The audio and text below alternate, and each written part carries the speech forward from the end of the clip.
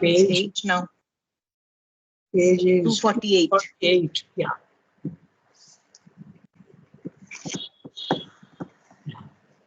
Good morning, Archana. Good morning, Rangada. Good morning, everybody. So Pallavi is starting on page 48. There are gradations in this last integralizing movement, for it cannot be done at once or without long approaches that bring a progressively nearer and make it at last possible. The first attitude to be taken is to cease to regard ourselves as the worker and firmly to realize that we are only one instrument of the cosmic force. At first, it is not the one force, but many cosmic forces that seem to move us. But these may be turned into feeders of the ego, and this vision liberates the mind, but not the rest of the nature. Even when we become aware of all as the working of one cosmic force and of the divine behind it, that too need not liberate. If the egoism of the worker disappears, the egoism of the instrument may replace it or else prolong it in a disguise. The life of the world has been full of instances of egoism of this kind, and it can be more engrossing and enormous than any other. There is the same danger in yoga. A man becomes a leader of men or eminent in a large or lesser circle and feels himself full of a power that he knows to be beyond his own ego force. He may be aware of a fate acting through him, or a will mysterious and unfathomable, or a light within of great brilliance. There are extraordinary results of his thoughts, his actions, or his creative genius.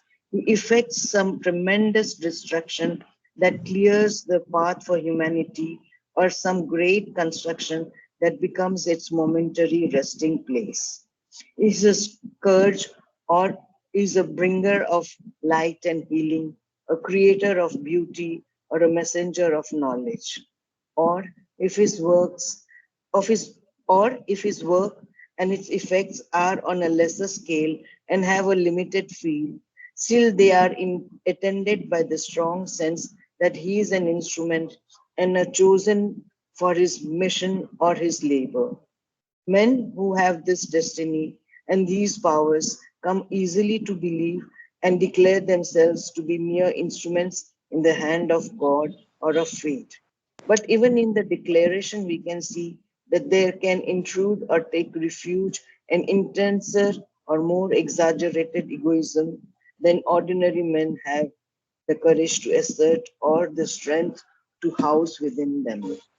And often, if men of this kind speak of God, it is to erect an image of Him, which is really nothing but a huge shadow of themselves or their own nature, a sustaining deific essence of their own type of will and thought and quality and force.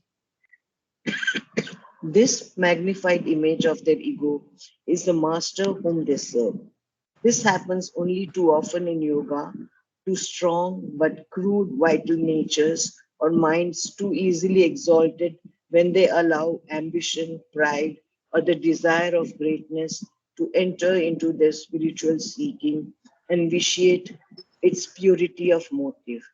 A magnified ego stands between them and their true being and grasps for its own personal purpose the strength from a greater unseen power, divine or undivine, acting through them of which they become vaguely or intensely aware.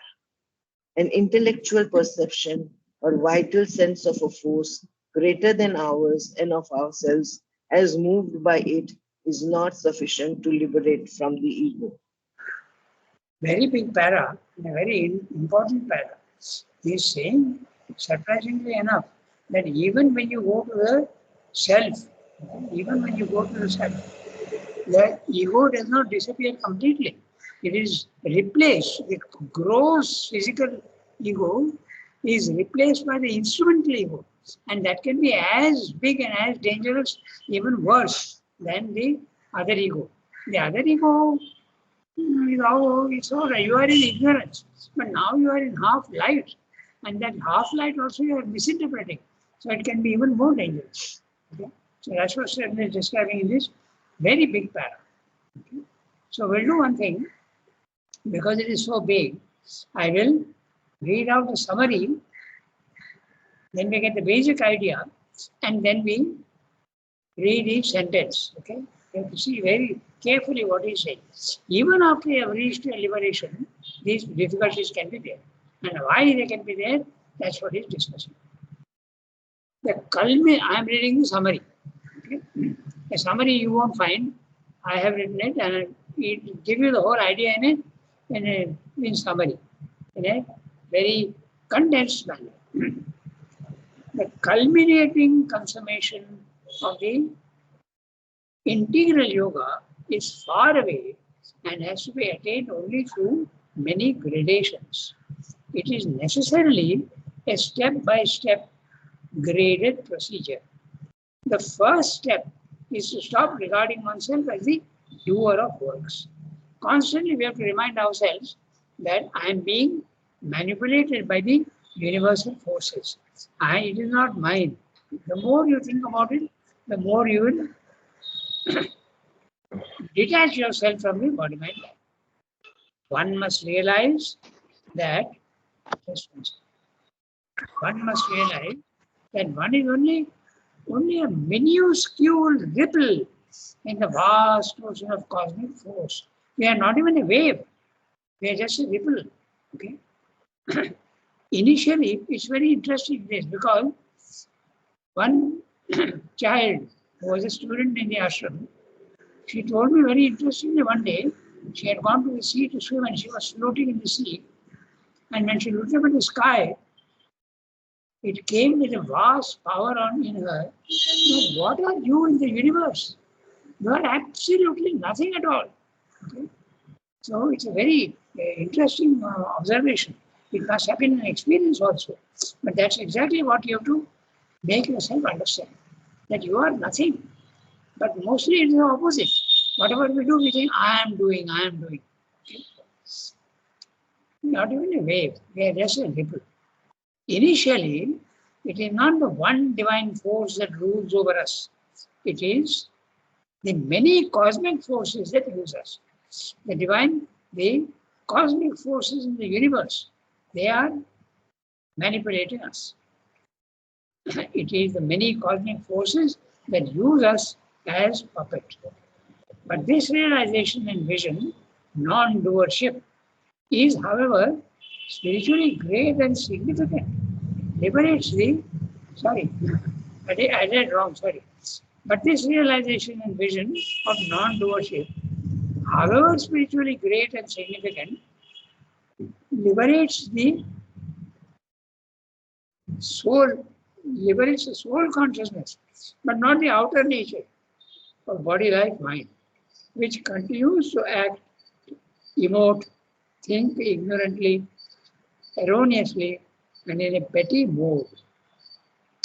Even the vision of the cosmic force as the sole doer of all works is not enough to liberate the nature of body, life, mind. The soul is liberated, but not the body, mind, life. Ego of doership may go. Ego of doership may go. You realize that you are not doing, you are an instrument. But the ego of the instrument replaces it. The latter can be even more dangerous than the former for the yogin. In world history, there are many instances of such men in whom the ego regards itself as the instrument of God and indulges its own desires, considering them to be legitimate divine commands. Unfortunately, I can't give you examples, and Sri Aurobindo also has not given examples, but it will be a very interesting research to find out the cases that Sri Aurobindo is referring to. Men who were at a very great level of action and very great level of knowledge, but ego is still dominating them. We have to see. These men can achieve even great results and even become diabolical. So you can become divine or you can become diabolical. Both are possible if your ego is still persisting. So Sendai is saying he's a scourge or he's a bringer of light and healing. You can go both ways. Okay? A creator of beauty or a messenger of knowledge. On a lower level, the feeling of being a chosen instrument for the work being done, does dominate. Okay? Such men may also declare themselves as instruments of God or fate. In such cases, the egoism is clearly apparent as intruding or housing itself in the being. The magnified ego replaces God, whom they think they are serving. This phenomenon is more possible when ambition and pride and desire of greatness sullies the spiritual enthusiasm. Therefore, just a simple perception of a greater power moving them is not enough to effect a deliverance from ego.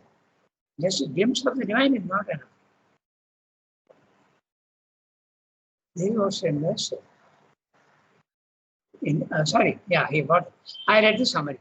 Now we go to each sentence and see the language he is using. Okay? This perception, this sense of a greater power in us or above and moving us. So you can feel that power either in you or you can feel it above you and moving you from above. Is not a hallucination. Yes. It is the previous para. There are gradations in this. Okay. What do we have to read today? There are gradations in this the previous para. Okay. Yeah. I started reading the next para. There are gradations, no? That's what we have to read. Yes. 1 second. Yeah, that's right. So we get sometimes confused because I don't have pages now. I have only one page at a time. There are gradations in this last integralizing movement. Integralizing movement is talking about the starting from the self going upwards. He is talking about the integralizing movement because in the liberation of the soul, there is no integralization. The integralization comes after that, when you want to go even higher up, because the lower nature remains imperfect and the consciousness has gone to the self, it is free. So there is no integrality at all there. There is a division. Okay, that's it. And the traditional yoga rejects the lower division and take only the higher division. So when Sendai is saying integralizing movement, he is talking about the starting point of the self and going even higher. But that can be dangerous. That's what he is pointing out. For it cannot be done at once or without long approaches that bring it progressively nearer and make it at last possible. Even this gradation has been very clearly mentioned in the Gita. Okay, first you are the Hanumanta, then you become the Jnata, then you become the Bharta. You realize that there is a connection with the lower. Then you become the Bhokta. Okay? And finally you become the Ishvara. So these are the gradations. As you keep climbing in the spiritual world, from higher mind to element mind, intuitive mind and overmind. But the total integralization can come only in the supermind. Even in the overmind, there is no integralization. You see the world as real, not like in the self. You see the world as real, but Purusha and Prakriti, consciousness and force are separate. Okay? So the integralization can come only after in the supermind, not even in the overmind. Now I continue. The first attitude to be taken is to cease to regard ourselves as a worker and firmly to realize that we are only one instrument of the cosmic force. There are 7.5 now, there are 8 billion people on earth, and each one is an instrument of the Lord, ignorantly, half ignorantly, or knowingly. Okay? This is at the level of the spiritual level. The first attitude to be taken is to cease to regard ourselves as a worker and to firmly realize that we are only one instrument of the cosmic force. At first, it is not the one force, but many cosmic forces that seem to move us. What does the sentence mean? At first, it's not the one force. The one force means the supreme will. It is not the supreme will that is guiding you, but many cosmic forces that seem to move us. Why is it saying seem to move us? Because the supreme will itself is coming down, but when it comes down to the cosmic level, it hides itself already, and it is using the cosmic forces.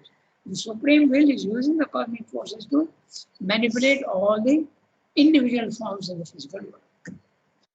At first, it is not one force, but many cosmic forces that seem to move us. But these may be turned into feeders of the ego. That's right. Okay? And this vision liberates the mind, but not the rest of the nature. The rest of the nature is talking of the body-mind life. Mind is free. Mind means he's talking of the higher mind, not the lower mind. Huh? The mind, the soul, the consciousness of the soul is free in the mental regions. That's why he's saying liberates the mind, but not the rest of nature. Even when we become aware of all as a working of one cosmic force and of the divine behind it, that too need not liberate. See how subtle it is.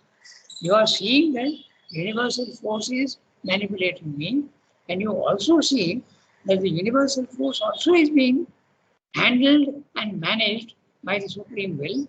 Even when that you see, the ego may not disappear. That's what he's saying. At first, it's there. Even when we become aware of all as the working of the cosmic force and the divine behind it, that too need not liberate. If the egoism of the worker disappears, the egoism of the instrument may replace it. I am an instrument of God. He is using me. But there also there is a little bit of a pride. Dada, can I ask a question? Yeah. Yes, Dada, sir.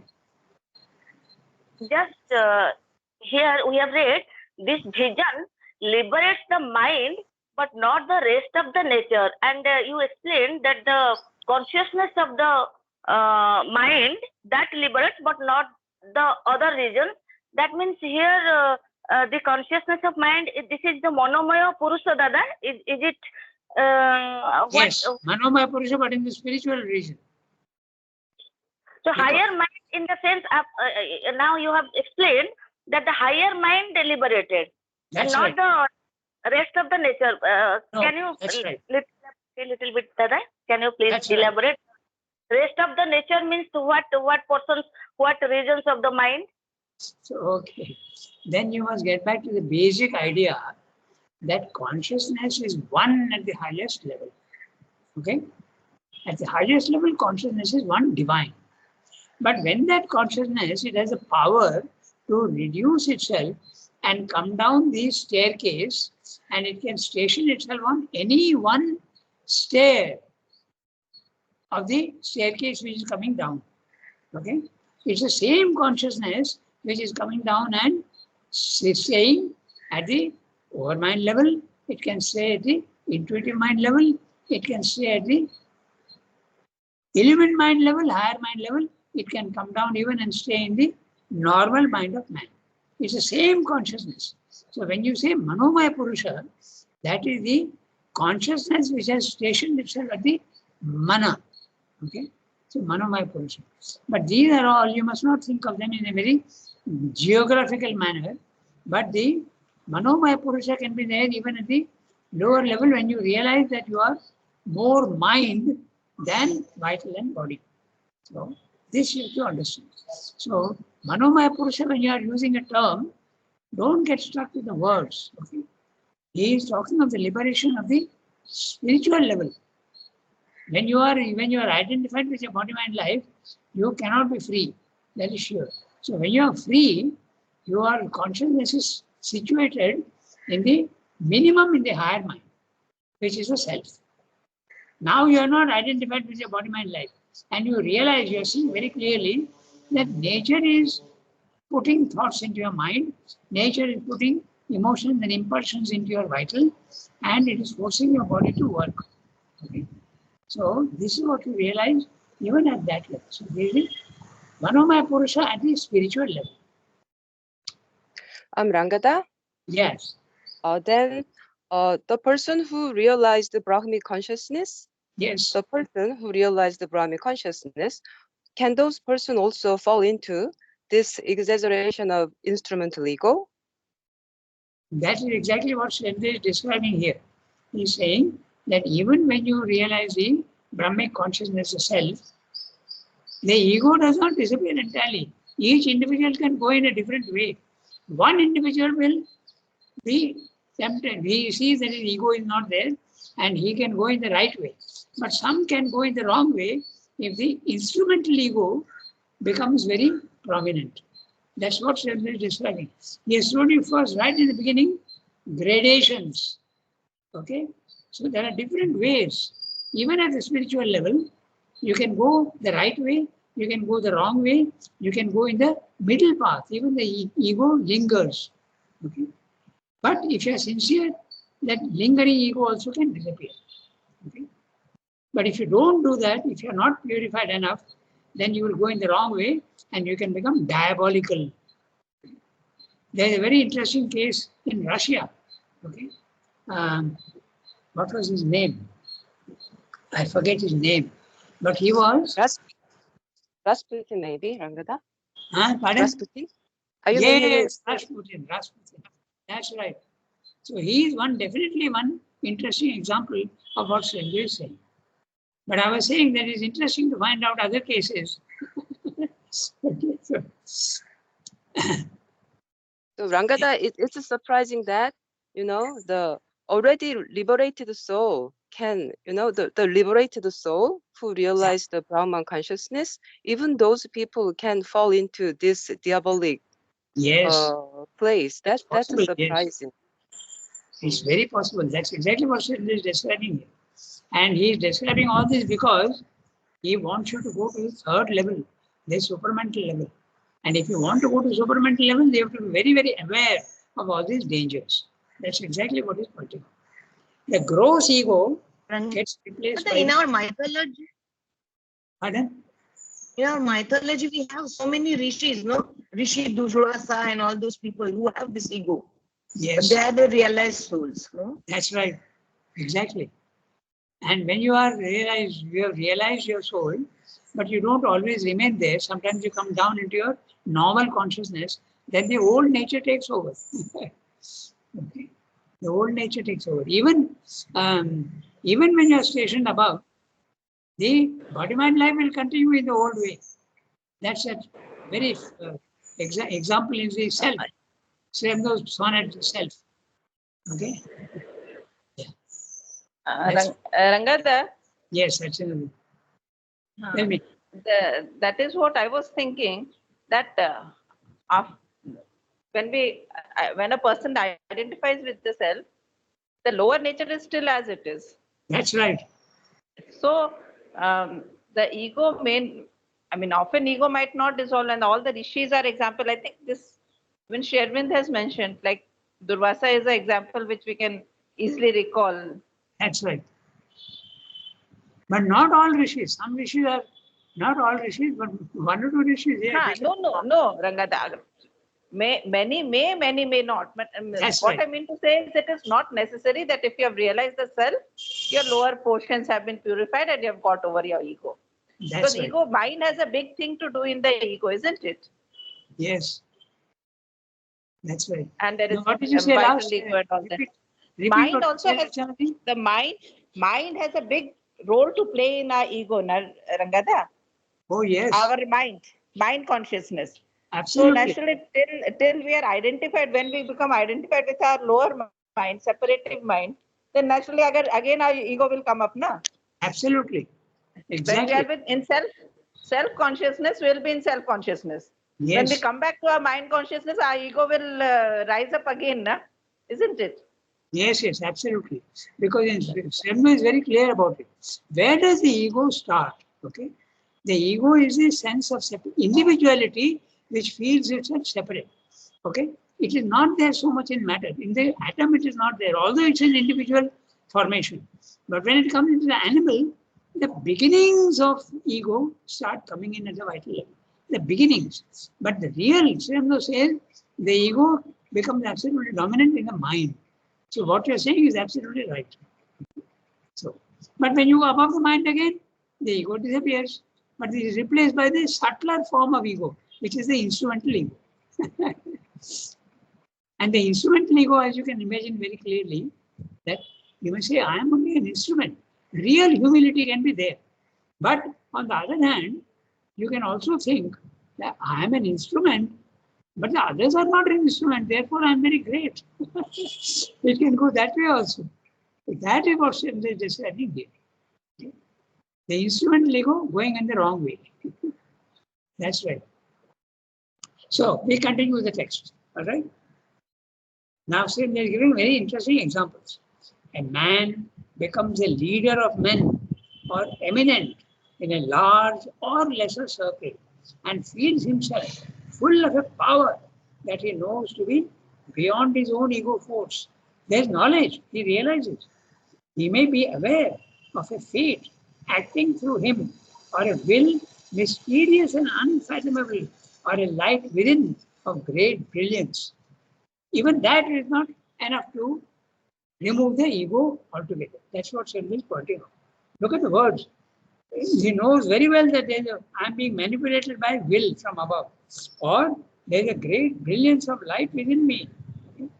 There are extraordinary results of his thoughts, his actions, or his creative genius.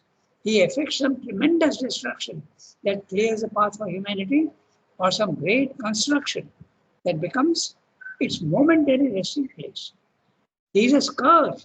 He can be a scourge. The word is used is a cause of great suffering. It's a scourge is a whip for punishment. Okay? So a man can become a cause of great suffering. He may impose suffering on others. Or he is a bringer of life and healing. It can go both ways, even at the spiritual level. That's what he pointed out. A creator of beauty or a messenger of knowledge. Or if his work and his effects are on a lesser scale and have a limited field, still they are attended by a strong sense that he is an instrument and chosen for his mission or his labor. I'll point out something interesting because it's in the public sector, public domain. 2 days ago, Modi gave an interview to somebody and he said that I am quite conscious that the divine has sent me down here to do a work. So he considers himself to be an instrument. But very clearly in his utterances, you can see that the ego has not gone. I'm not saying that he is at a spiritual level. But even when you feel that you are an instrument of the divine, the ego is very much there at the lower level, definitely. It is very much there also at the spiritual level. Okay? So you can feel yourself to be an instrument, but that's not enough to remove the ego. That's what we pointed out. Men who have this destiny and these powers come easily to believe and declare themselves to be mere instruments in the hand of God or of fate. But even in the declaration, we can see that they can include or take refuge an intenser and more exaggerated egoism than ordinary men have the courage to assert or the strength to house within them. And often, if men of this kind speak of God, it is to erect an image of him, which is really nothing but a huge shadow of themselves or their own nature. A sustaining deific essence, interesting word he used, deific essence, the essential divinity, the divineness, if you want, of their own type of will and thought and quality and force. This magnified image of the ego is a master whom they serve. They replace, when sincerely they believe that I am serving the divine, but it's the ego they are serving. There can be a total feeling that I am doing God's work, but the ignorance is there because of the ego. This happens only too often in yoga. To strong but crude vital natures or minds too easily exalted when they allow ambition, pride, or the desire of greatness to enter into their spiritual seeking and, and vitiate. It's vitiate to make impure, okay? To make it, to, to make it vile, okay? To make it impure. Its purity of motive. A magnified ego stands between them and their true being and grasps for its own personal purpose the strength from a greater unseen power, divine or undivine, acting through them, of which they become vaguely or intensely aware. See how many gradations. He has begun the paragraph with gradations and he's given us all the gradations. Intellectual perception of vital sense of a force greater than ours and of ourselves, as moved by it, is not sufficient to. So, now you can understand why the path of yoga is like the razor's edge. Okay. Shurastya dhara. You go one step this side wrong. You go one step the other side wrong. It's a very narrow, straight and narrow path. You require the divine grace. Rangada, Yes. Tell me. Rangada, in Karma Yoga, we need to have a little bit of ego, no? To do things. In the beginning. In Karma Yoga, in the beginning. In the beginning, you have to, everybody has an ego in the beginning. Why only Karma Yoga? Everywhere. No, once a realized soul comes down and works in our nature, in our physical nature, he needs to have some sense of individuality to get things done, no? Pallavi, what you're That saying may not be. is very interesting what you're saying because, and I can give you many examples, but the best example is Sri Aurobindo himself says that when you are in the physical world, okay, some form of ego is always there. So it's a It has shadow to of be the there, ego. no? Yeah, it's a shadow of the ego. Some amount of limitation has to be there. Limitation is the ego which makes you separate from others. So that is there, it has to be there. And that can be very mild. It can be a very faint shadow. Sri Aurobindo uses the word faint shadow. Okay. So what you're saying is right. In fact, I'll tell you something very interesting. In prayers and meditations, there's a prayer in which she says, she is praying for the capacity to do work in the physical world. And then the children ask her, why are you not asking for liberation? Mother says very clearly, I have to work in the physical world. If I have to be liberated and remain there in the higher world, how will I work in the physical world? So you have to be connected with the divine, but still when you are working in the physical world, exactly what Pallavi said, some form of ego is there, some limitation. And that is exactly what happened also with Ramakrishna. He used to leave a small desire so that it will pull him down into the physical world. Because the Divine Mother told him, you can't be in trance all the time. If you are in trance, you are not identified with the body, mind, life, but you are up there in your higher levels of consciousness. But if you are there, how will you work in the physical world? You have to be absolutely so, but you have to be in the physical world with as little attachment and as little ego. So that is there. It is there. Rangada, Yes. Yes. in the third level, Yeah. once we are actually, in that level where we are completely identified with the divine and still we are aware of what we are. Yes. Is the ego there in that level also? No. It is not That's there what at all in the third I level. think ultimately we have to reach that level according That's right. like what I have understood from Gita. That in Yeah. the third level it is gone. Till we are in the second level, I think this is right. We need a ego to continue working. Yes. But once a person can reach the third level, of course that is Yes. a big if. But Yeah. if a person reaches the third level, then the ego is no longer necessary. That's right? right. That's right. But what you're saying is very interesting, and I'll add something to it. Actually, Yes. the Yes, difference Rangada. between the Gita and Sri Aurobindo's philosophy is this. The Gita says, live in the physical world like a lotus leaf in water. In other words, your consciousness is absolutely clear, okay? And you are not affected by the impacts of the physical world on yourself. You are not affected. But the body-mind life is not transformed, okay? For that, you have to live permanently in the, your consciousness there in the Purushottam element permanently. Yes, Rangada, that is the addition of Sherwin to Gita's view. That's That right. accepts. That's it. And Gita reaches till here and then leaves there. The next step is what Sherwin added to that. What I That's have right. understood. Exactly. Exactly. So you can see how Srila is going even beyond the Gita.